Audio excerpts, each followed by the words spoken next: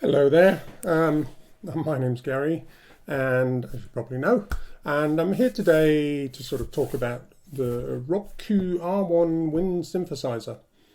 So I've been playing wind instruments for quite a while. In fact, my degree at university, as well as composition, I learned clarinet and classical guitar. So I've always, probably see behind me, my little collection of clarinets and soprano sax and flute. So I've been a traditional acoustic wind player for quite a while. Nowadays, obviously, do a lot more music technology type jams on YouTube. So this is a bit of a nice change for me. So Robkoo are a Chinese company, I think, out of Shanghai, and they've developed and sent me to try out their new Robkoo R1 Wind Synthesizer. I don't know if you can see that. It comes in a nice box with the, I think it's got, it sort of slides out of the bottom here and reveals a nice little carry case and the instrument itself, which is this guy, complete with lovely little sort of multicoloured lights going down the side of it. So it's a traditional wind synth in that the fingering rather is the 3/3 with the incidental notes, flats and sharps off to the side, and a lot of the controls on the back, which I'll go through later. So this video is really going to talk about a few things about the Robkoo. The key ones, I think, for wind synth players are latency, so how quickly does it respond to your fingers, and your breath control, and of course the sound quality. What sort of sounds do you get out of the bag, and how complicated is it to try to connect to different pieces of equipment, which I'll go through in a sort of part 2 and part 3. I'm more familiar with the EWI, my favourite being the 4000S, which I've had for many years, over a decade.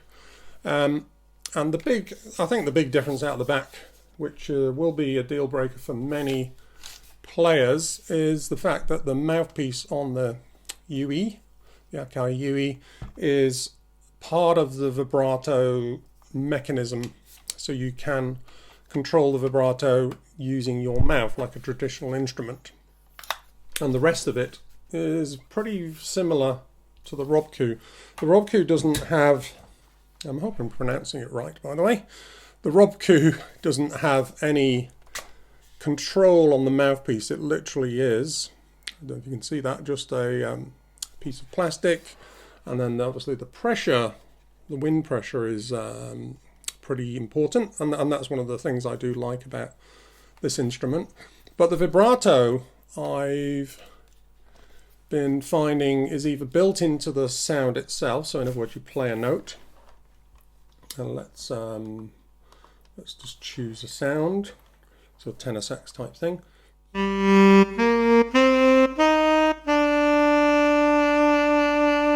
So I don't know if you heard there, the longer I sustained the note, the vibrato started to kick in.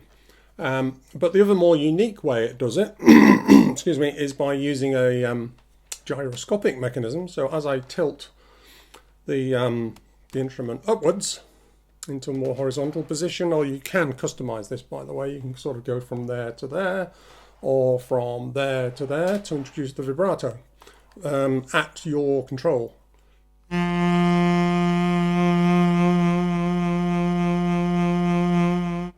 Obviously, if you're sustaining it anyway, it will kick in automatically if it's sort of baked into the sound. But so that's one of the key differences, and that will be a sort of deal breaker for many people. So on the EWI, don't know how you're going to be, if you can see all this. The EWI octave shifts are on your left-hand thumb by touching these wheels, depending on which pair you're touching, that's your octave. On the Robkoo, it's kind of dark, but you can see there's a sort of central position, octave up and down. I think it goes up 2 octaves there and then down 1, based on which of these keys you're pressing. So that's your octave switching. The bending is based on up and down here. It doesn't have a it does have a fast key to switch into portamento, which is something I'll probably talk about later. But for basic bending up and down, and all of this is customizable, use that key. If you remember on the EWI, it's slightly different, is that when you've got your right thumb there, it's if you touch the plates either side of this central hold position here, that will do the bend up and down. For the pitch shifting on the EWI, it's kind of nice. I like it because you touch this rail here as well as the octaves to get sliding between the octaves. So that's sort of intuitive. To get the portamento effect on the Robkoo, you have to actually press a fast key to activate it, and that will then do portamento between notes. And the fast keys are these little things. It has a nice display. I must say the display is much better than my old EWI, which is really just the sort of where is it, hexadecimal, or it's just a red LED thing. So not very informative. Whereas this one gives you proper words to explain what sounds you're on and the settings and so on. What else is there? Power button, just on and off. There's a spittle orifice where all the spit comes out. So depending on how much you use it for, the longer you use it, you're going to generate more of that sort of stuff, which comes out of there. It has an output jack, 1/4 inch. I've got a little adapter in here for the moment just because of my system. And then we've got I think that's headphones out there, charging USB-C, and I'm not sure of the MIDI capabilities of that USB-C, perhaps in the future, but it tends to be MIDI, unlike the EWI, which has got the old school 5-pin DIN MIDIs built in. This one is much more around wireless BLE MIDI, and that is might be another deal breaker for some people, although it's the latency is not that bad, as I'll talk through later. So that's a little of the form factor. One of the key things I've noticed is it's very, very light. I'd say I haven't got the exact measurements, but the EWI is pretty heavy. It's almost sort of soprano saxophone weight, or getting there. A soprano over there. This feels almost like a flute. It's very, very light indeed. So although it's got a strap capability, I don't need it at all. I can just literally, although it doesn't quite balance, I can just literally hold it with my thumb and hold the weight like that with no pressure at all. In fact, it's probably too light. I do like something with a bit of heft in it, if you like. The other key thing for this sort of first part, and I'll go through some sounds in a second, is the fingering. So it's fully customizable using the app, and again, the second section of this video will be all about how you can customize things in the app, because I can actually show you the screenshots. You can customize things obviously on the back screen here, but it's a bit more fiddly than just doing it on your tablet or your phone, where you can see the screen in quite a big way and obviously much clearer. The other key thing is the fingering, and one odd one for me was the fact that there's no sharp and flat keys. So if you notice on the right hand there, we've just got basically, if I'm playing a C scale, F, E, D, C on that part of the scale. On the top, the usual, B, C if I'm playing a sax fingering, C, B, A, G, and so on. And the way to get your sharps and flats is by using only 2 keys, these dedicated ones here. So that one raises by a half step or a semitone, and that one drops by a semitone. So it's something to get used to. If you want to do like a chromatic run, you sort of have to go, you know, C, C sharp, D, I'm sorry, C, C sharp, D, D sharp, E, F, F sharp, and so on. So you're constantly using this left finger, small finger here to raise and sharpen, raise and lower the pitch. And for, you know, traditional players who are used to having those sort of built in, so this is the EWI. We've also got these two here. We've got the little one in between the B and the A. We've got this little key here. We've got at the bottom of the EWI here, we've actually got three chromatic playing areas. So there's a lot more, and it's more traditional. So what I've been finding with the Robkoo, and by the way, I'll link a couple of videos I've done jams outside to show you it being used in the field, literally. So I'm not sure which part of the video. I think we come up here. So what was I saying? What I've been finding is that I just go into transpose mode and play most of the time in, you know, C, A minor, which is really no flats or sharps, and it's a bit of a cheat for traditional players. Occasionally, if I want to put a sharp or a flat in, I'll just use these keys here, but they're a bit clicky. I'm not sure if you can hear that. I'll do it down here. The chap who I contacted at Robkoo, Tianbang, I think it's pronounced, he said because this is a early production model, he says the final ones are going to have improved side keys, so they're a bit less clicky and a bit hit and miss as well. So you know, this is a no holds barred. I'm not saying how wonderful this instrument is all the time. It's got its pros and cons. Definitely a con is these are a bit hit and miss. Sometimes they will act, sometimes they won't, and it may be that this is a pre-production model, so excuse me if the final one's going to be much better than that. So let's have a listen to some sounds. I'm recording this directly into a little recorder here, Zoom recorder. It's in mono, of course. There's no stereo. There is some reverb effects in here built in, which are turned off at the moment, as far as I'm aware. So this, let's just go through a couple of sounds. So this is like a tenor sax, they call it.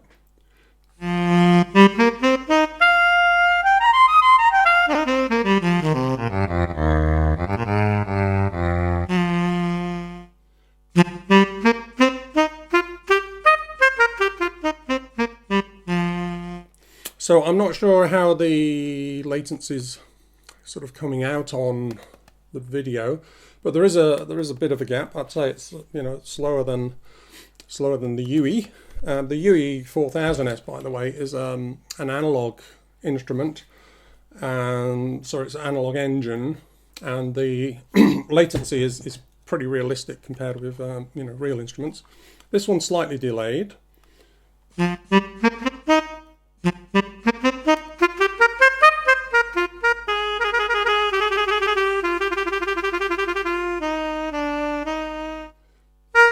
those keys on the side.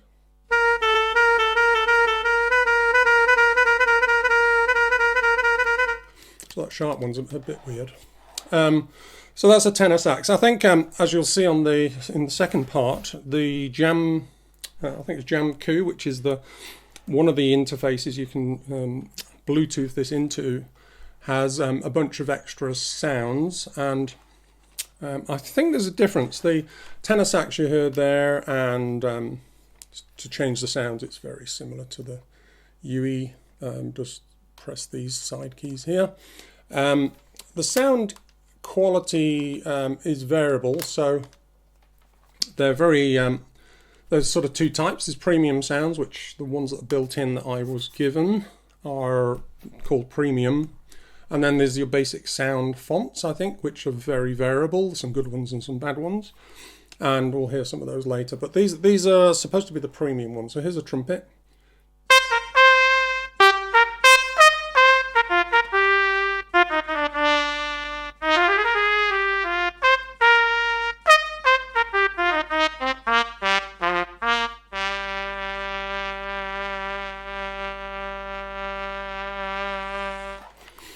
Doing a bit of the vibrato there.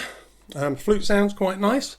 I think some of these have been professionally recorded just for the Robkoo, so they're not like traditional samples. So I think I'm guessing from the sound of them that the player was told to hold a note and then do vibrato after 2 or 3 seconds, so that's sort of baked in.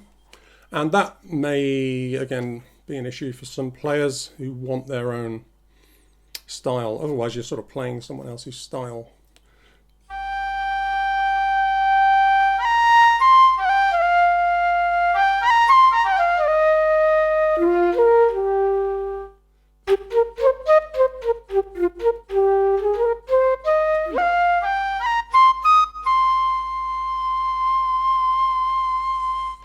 And the vibrato speed seems to be pretty static. I'll try and activate, try and remember if I do this right. Yeah, I think that's the portamento one. Try it again.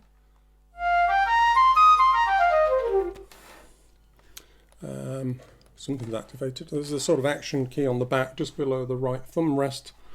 There's a couple of keys here. I think I've turned the portamento on. I may have it set wrong.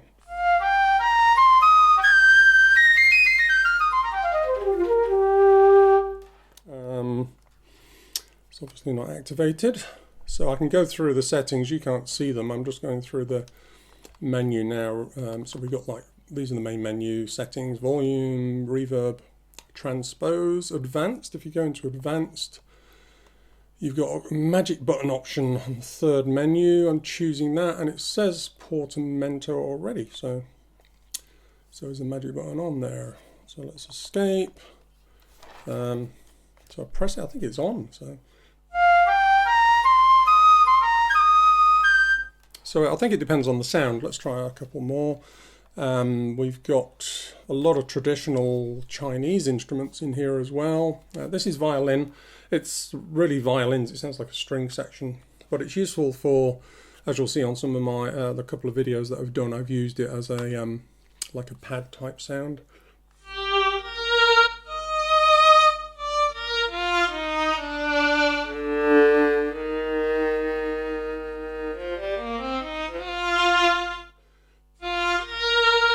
Let's do some bending on this little bendy thing here. So I'll be doing this.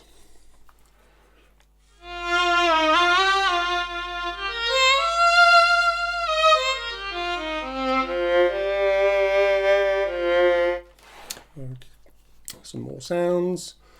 Clarinet.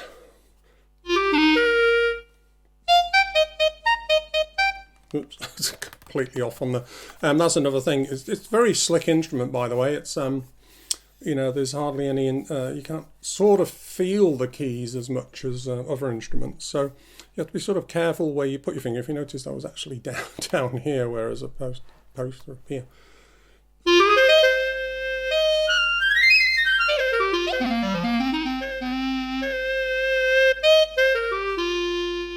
I'm holding it up so it's doing constant vibrato just so you can see the fingers. If I try and hold it down. And there we go with the portamento. So I think it depends on the sound. The flute is less obvious. On the clarinet it's a bit more obvious.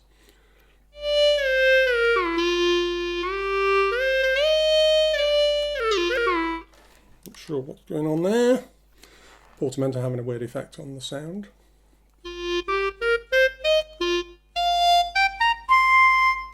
Also I don't know if you can see the octave keys.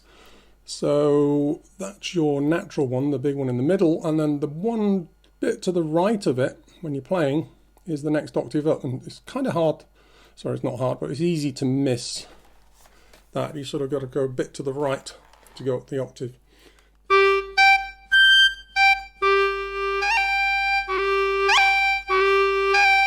So all I'm doing there is just switching up the octave, and it's producing that portamento effect.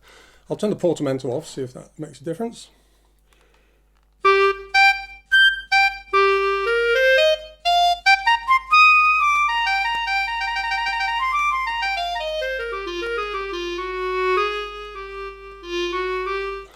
So that's clarinet.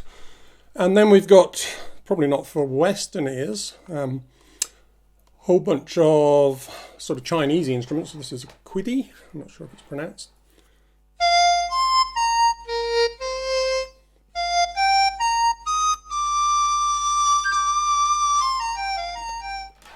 Quiddy, we got Suona.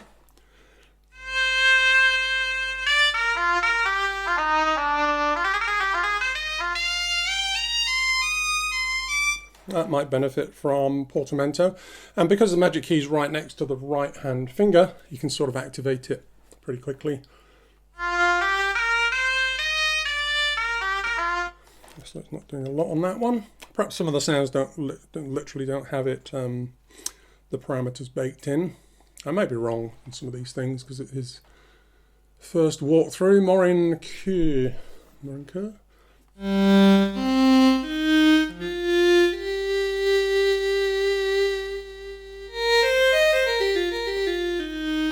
I'm guessing string instrument. Who Pippa is a nice one. I think this is a good example of when you sustain a note or put more pressure on, it changes the sample effectively. So it goes from a, which is a plucked string instrument, and when you hold the note,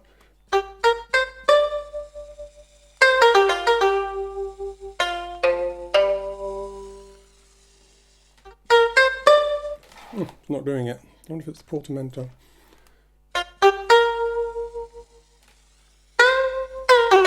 Not portamento. Oh, it requires a lot of breath pressure. So the sensitivity of the breath you can adjust and customize like anything. So this is requires quite a bit of a puff. I've set it to be more my style, which is more like a real instrument.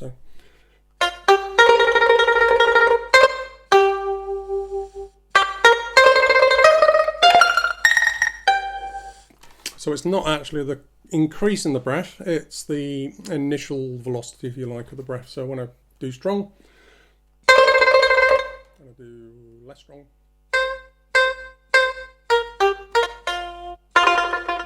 Okay, and there's a few other sounds. There's only about 10 in this pre-production version in terms of the let me show you as I go through them. Can you see that? Just flicking through them one at a time. So the more interesting sounds come from, sorry, not more interesting, but you can get a lot more sounds using an associated app, which I'll go through in a second. Final thing is the lights.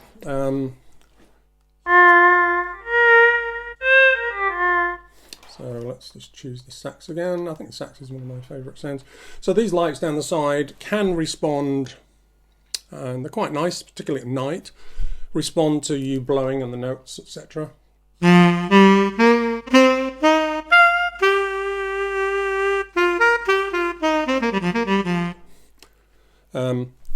This mode, there's different modes, and I'll show you those. I like the one where the lights are off and they only come on when you're blowing. At the moment they seem to be on. There's different modes. I won't go into that because it's kind of a bit boring, just going through it on the back menu, which I can't show you. So yeah, that's a quick overview. Some nice sounds. I've used this sax one quite a lot for doing looping and things. I'll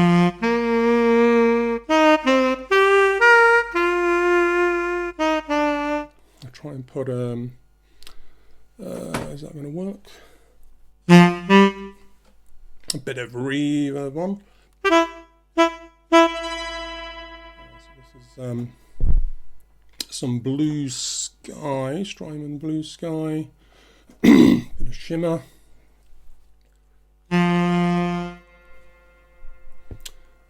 Just adjusting it, sorry about this.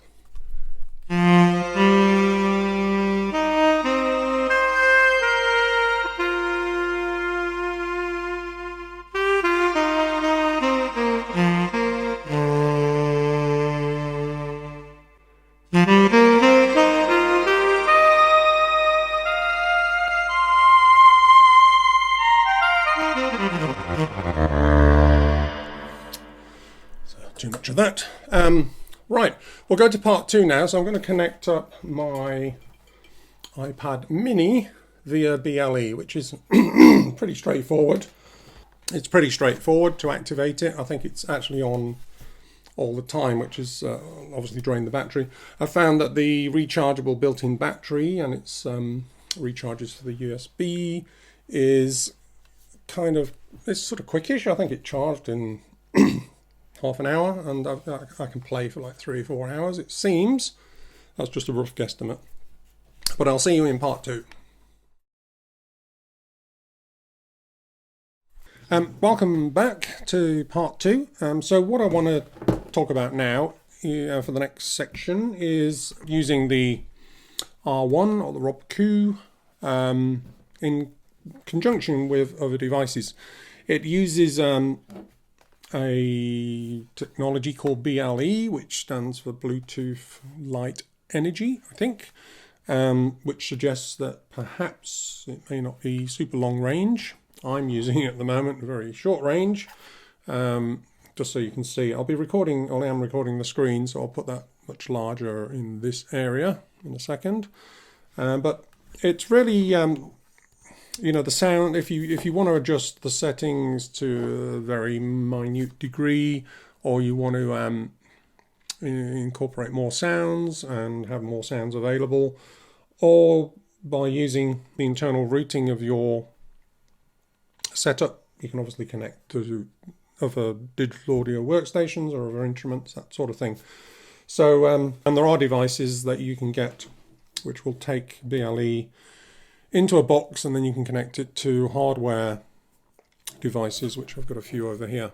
So the app that I'm going to show you now, which allows you to adjust the settings, is called Jamkoo, which is available on Android. This is my Huawei P30 Pro and iOS on this iPad mini Gen 5. So obviously the faster the generation, the better it will be in terms of latency. But here it is booting up on the Android, avoiding getting reflections as it come in. Yeah, so that's like a community thing. If I do the same on here, it boots up.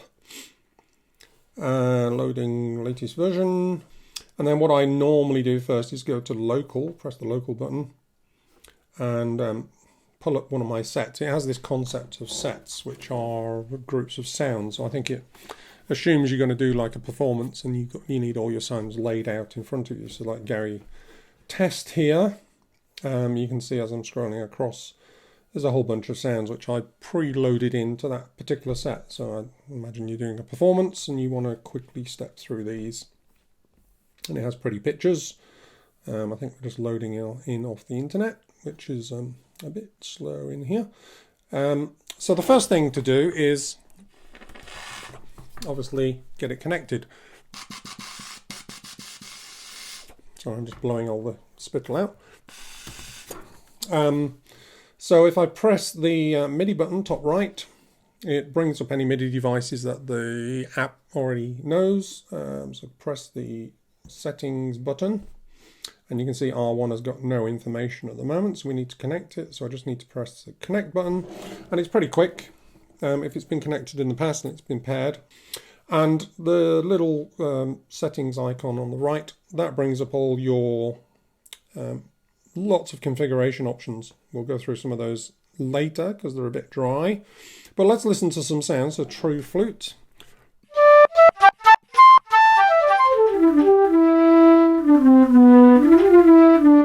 And you can, I don't know if you can see the latency there.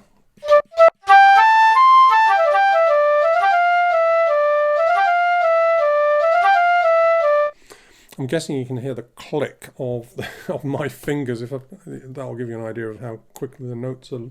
Sorry, the latency.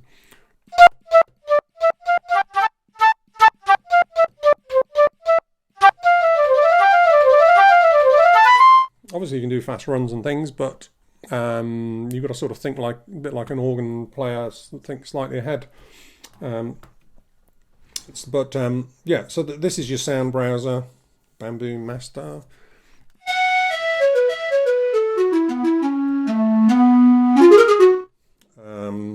What other nice ones? We got synth sounds, I think.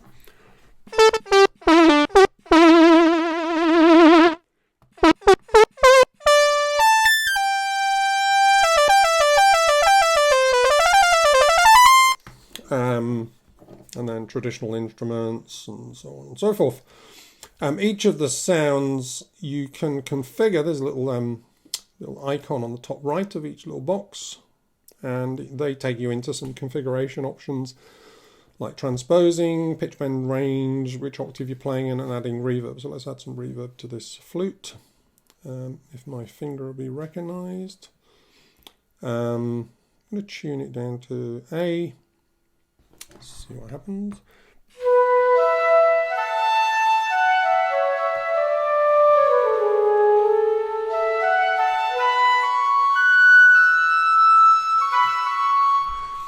The nice thing I discovered quite quickly, take some of that reverb off, that's a bit over the top, is you can import your own tracks as backing tracks. And obviously that can be professional backing tracks or your own improvisations and things like that, and then share them. So this little sound wave thing at the top there. So this sound wave at the top is actually an imported file from the music app inside my iPad, and it can play stereo and allow me to play over the top. So there's a bit of reverb just to blend it in the track a bit more.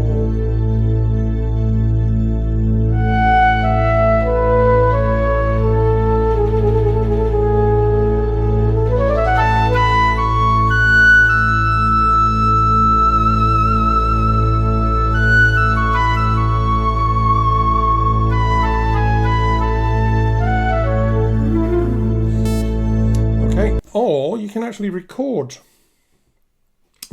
what you're doing. So you have a few rehearsals, press record, count in.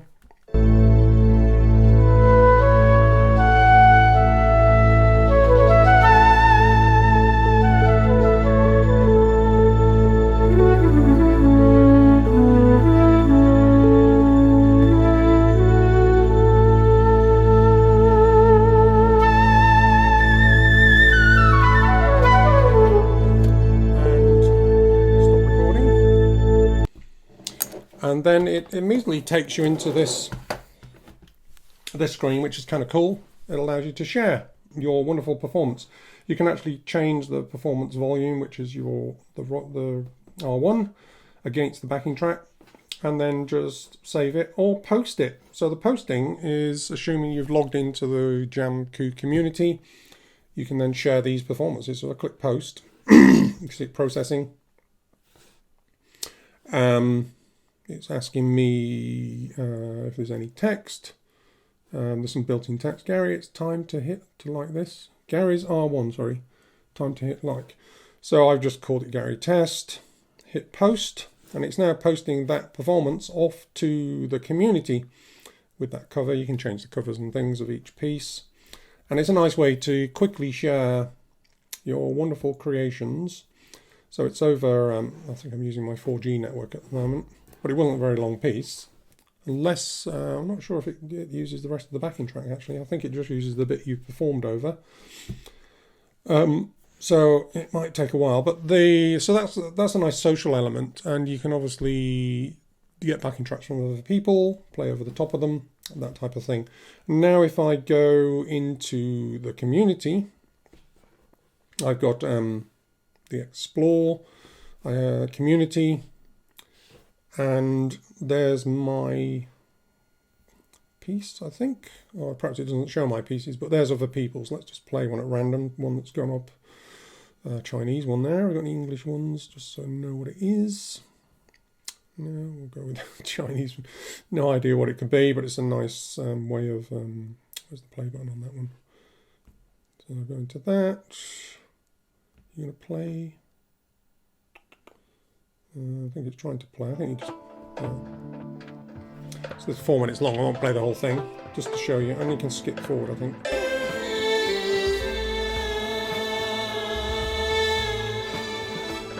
So this person's using some nice pitch bend. Okay, and then back to play, and then we've got, we can go back in and load another backing track in.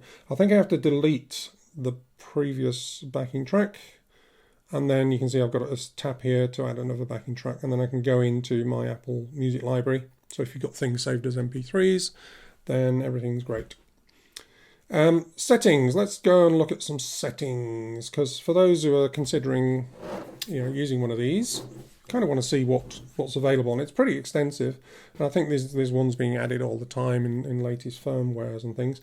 So if we go into, you can see I press the MIDI icon, then press these the settings icon on the right. We've then got a whole bunch of things. So user bank, it's just loading them in from the device. The user bank is what's already loaded as the presets on the instrument, so it's pretty straightforward. They're numbered. I've only got 13 there at the moment. I think I said 10 before, but 13. And you can change them around. So if your performance starts with the tenor sax, you can drag the tenor sax and put it at number 1. And then your second piece is a flute, and then you've got a pipper as a third piece, and so on. You can change the order. And then you click save all the time, just in case you forget the settings. I think you can go and reconfigure, and it will remember any of the sub changes. You've got the natural volume, natural reverb built in. I think I've had sort of moderate reverb on. The global transpose, so this affects all sounds. If I leave it as C, it will allow me to change just the ones I want to change. Each sound can have its own transpose.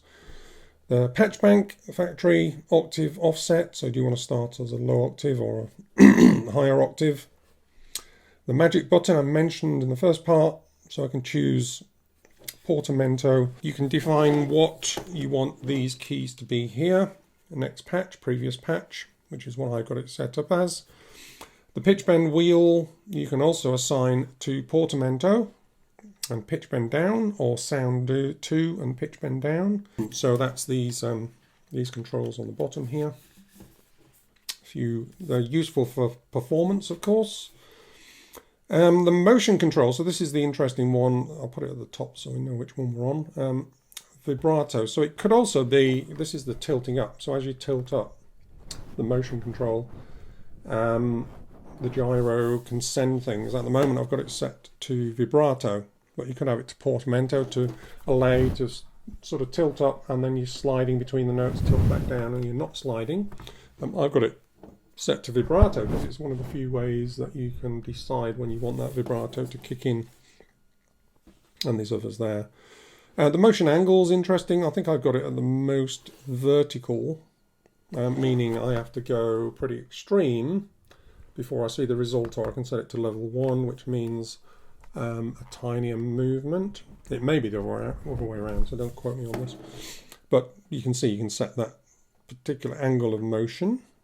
The time for the portamento, how fast or slow. The range for the pitch bend. A lot of people have it on just a tone. MIDI channel. So this is where if you're going via BLE into a DAW or Logic, Ableton Live, Cubase and things like that, you can assign the MIDI channel. Master tuning. The fingering mode. Okay, so this is interesting because I think they're working on this and they've asked the community for what sort of fingerings they'd like. At the moment we've got sax, Hawaii, not sure if that's pronounced right, and dizzy. So 3 fingering modes, and the bottom 2 are obviously Chinese fingerings. But there's custom fingering as well. The top one is sax, so sax is just a traditional octave break. So you could have potentially ask for clarinet break, which is the 12ths, or other fingering. Or the interesting one is custom, so you can actually add your own custom fingering. So you can just click on the key and say what note it is. So potentially you could have reverse fingering, so that that's a low note and that's a high note, if you want to do that, because you've got every single key is customizable. So that's custom fingering. The breath, these are the two most important ones. These are the ones I looked for straight away, which is the curve of the breath. So that means as you blow harder, how quickly it changes the velocity of the sound. And I set this to 2, so I think I've chosen to blow to get less of an effect on the low range, but as soon as I blow harder, it more quickly goes up. So you see the curves there. There's no custom curves, but I think there's enough there for most people. And then breath sensitivity was the other main one, which is how hard I need to blow, because some people don't have big lungs like me, because I'm a big bloke, so they want it really sensitive. Some people blow super hard if they're a traditional player, and so on. Then we get into some basic utility ones. One of them is the Light effects, and you can see on the screen you've got different modes. So we've got off, which just turns it off, and when I click save, the one on the side of the instrument I think disappears. On the different modes, so we've got this sort of pastel-y one, we've got that one that's a little more stepped. You can see the difference there, it's kind of subtle. That one's more blue sky pinky. What was the first one again? Oh, more yellow, more sunsetty. And then you've got user controlled ones, and you can choose your own colours and that sort of thing. But let's choose that one. There's also a standby option, which I think when I'm in not playing, I can ask it to not do the light. So I switched it off on standby.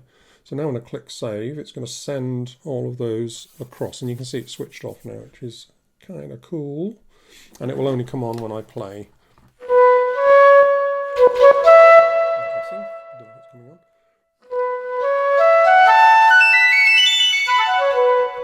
So something went wrong there. Let's go back to the Light FX.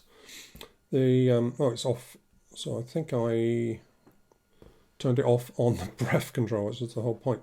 So I want standby to be off and breath to be on. Okay, so it's not allowing me to. I thought there were two separate ones. Okay, no worries. So save that, and it will now presumably come back on. So it's got a different mode when I play.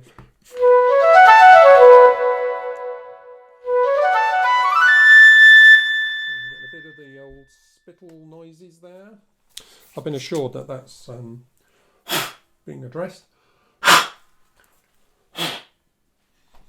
Like I said, a lot of it's sort of collecting in this well here, which hopefully they'll fix. It's not a big issue. Alright, it's a big issue if it annoys you. I think when you're playing loud, you don't notice it, but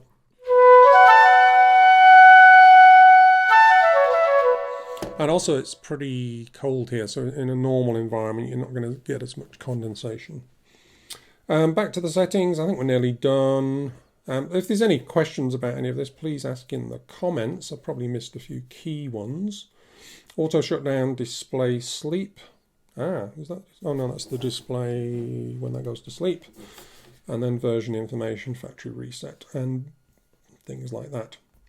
So that's the setting. I don't want to, and all of those are accessible via the screen using these two controls here, and you just sort of step across. And it's a reasonably big screen, so you can do it all by yourself as well on the device. You don't need to use this, but obviously this is easier.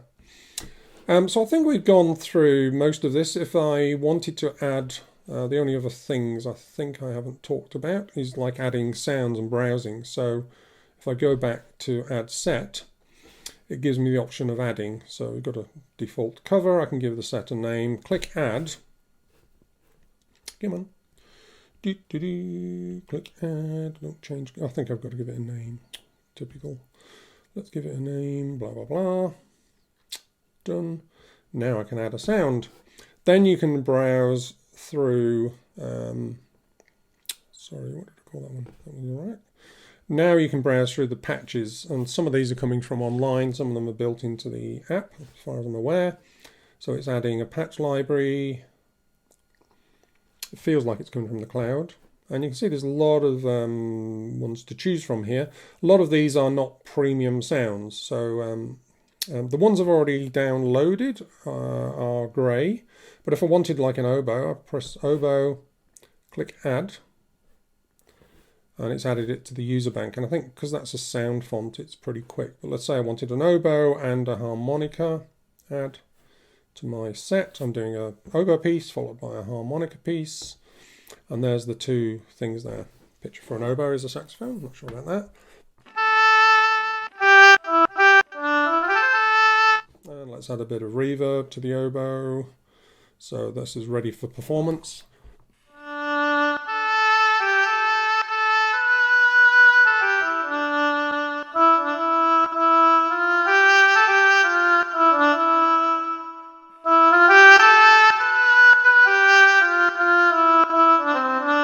And then your next piece, suddenly you're into harmonica territory.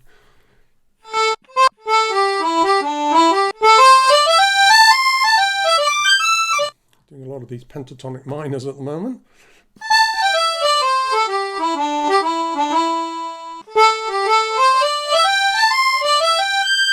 Okay, so that's your basic set, and you can just download this onto the iPad or onto your app, Android, and then take these two together, and you've got quite a big sound library.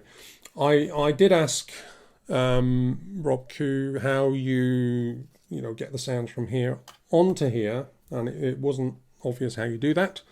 So something to learn, lots of things to learn. But I think that's covered most of this. We got music scores as well, so if you read music, you can download a backing track and a score, just PDFs, I think they are. You just add a score, and it's import from a file, import from an album, or take a photo, presumably of a bit of sheet music.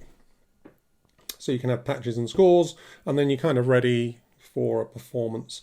It's very rudimentary. It's not, I mean, I'm into total improvisation, as you probably saw from some of my videos.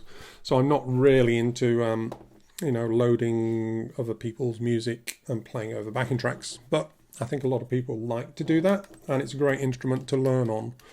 The key thing, though, for me is if you're learning for traditional instruments like flutes, like more ethnic or world flutes, then this works great because it's mostly about the main 7 holes or 6 holes, if you like. If you're learning a sax or a clarinet and things like that, then just having these